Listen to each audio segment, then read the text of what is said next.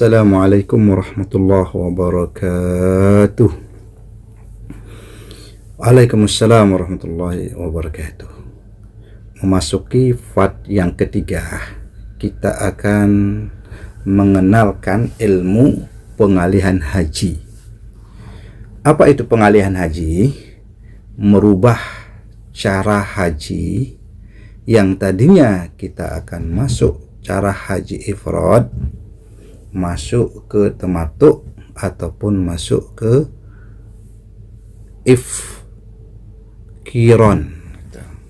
Sekali lagi, pengalihan haji dari tamattu maju ke ifrad, ifrad menuju ke qiran, atau sebaliknya, qiran masuk ke tamattu, tamattu masuk ke ifrad. Nah, semuanya itu boleh.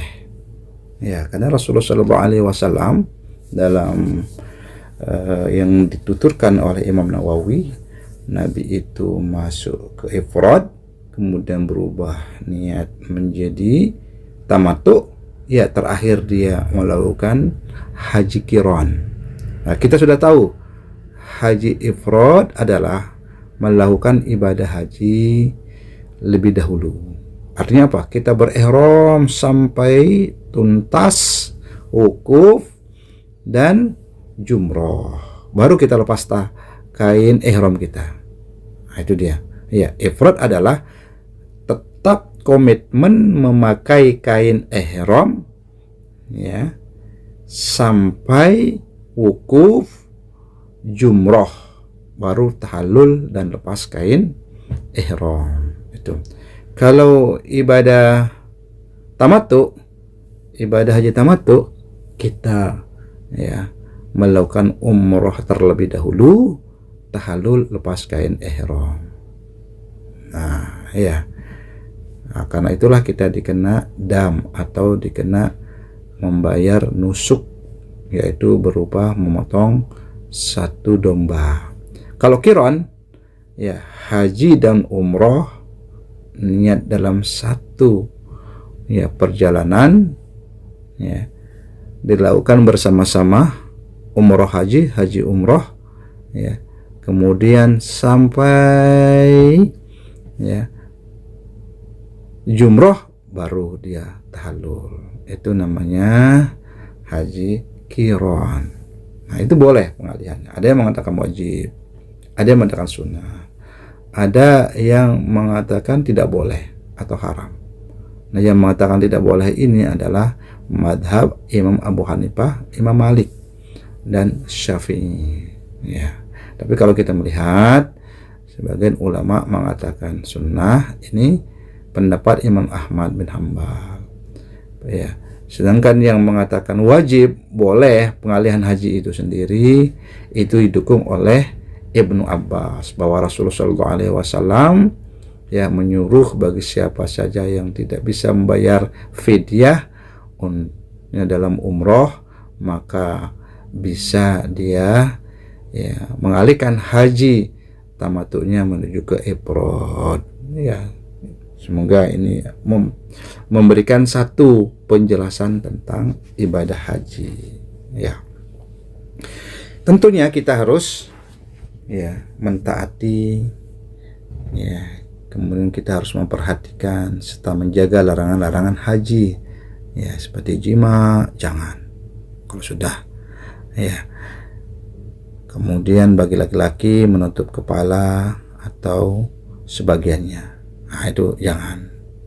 Nah, untuk perempuan tidak boleh menutup muka dan memakai sarung tangan, itu tidak boleh. Ya, bagi wanita dan laki-laki jangan sampai memakai parfum wangi-wangian apapun jenisnya. Ada yang mengatakan tisu wangi juga nggak boleh. Ya, apapun itu, sabun juga nggak boleh, odol juga boleh, ada unsur parfumnya. Ya, itu juga termasuk larangan-larangan yang harus kita kita jaga, kita jauhi, kita taati. Jika tidak, berarti konsekuensinya harus membayar dam. Ya. Diharapkan juga untuk menikah, menghadiri pernikahan, meminang, ya, atau mendukung, mengantarkan orang-orang yang mau melamar atau meminang seorang wanita. Itu tidak boleh juga kalau kita dalam posisi keadaan ihram. Nah, ya. Karena al-hajju asyhurun ma'lumat. Faman farada fihin al-hajja fala rafatha wala fusuqa wala jidala fil hajj. Gitu.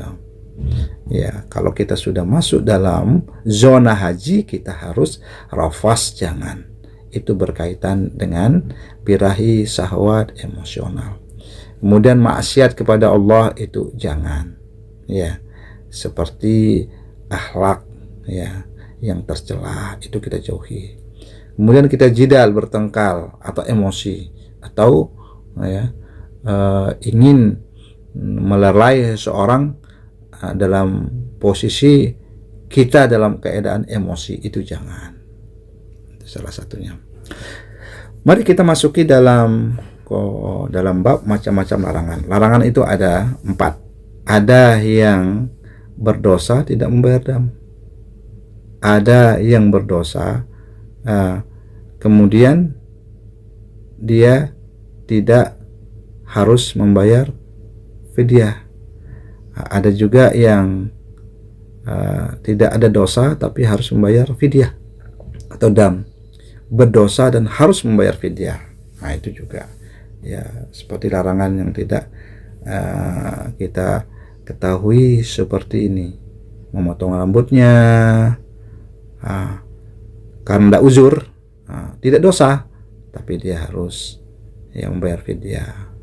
Seperti akad nikah ya, atau fasik atau jidal, berdosa tidak membayar fidyah ya. Atau seperti tidak ada dosa dan tidak membayar fidyah ya, menutup ya mata, memotong kuku dan dalam keadaan kondisi darurat. Nah, itu dia. Ada macam-macam larangan yang harus kita ketahui. Bagaimana kalau kita melakukan larangan keadaan lupa, keadaan tidak tahu, ya, tidak sengaja? Nah, ini menurut Abu Hanifah dan Malikiyah tetap harus membayar fidyah karena dia telah merusak ihramnya atau hajinya.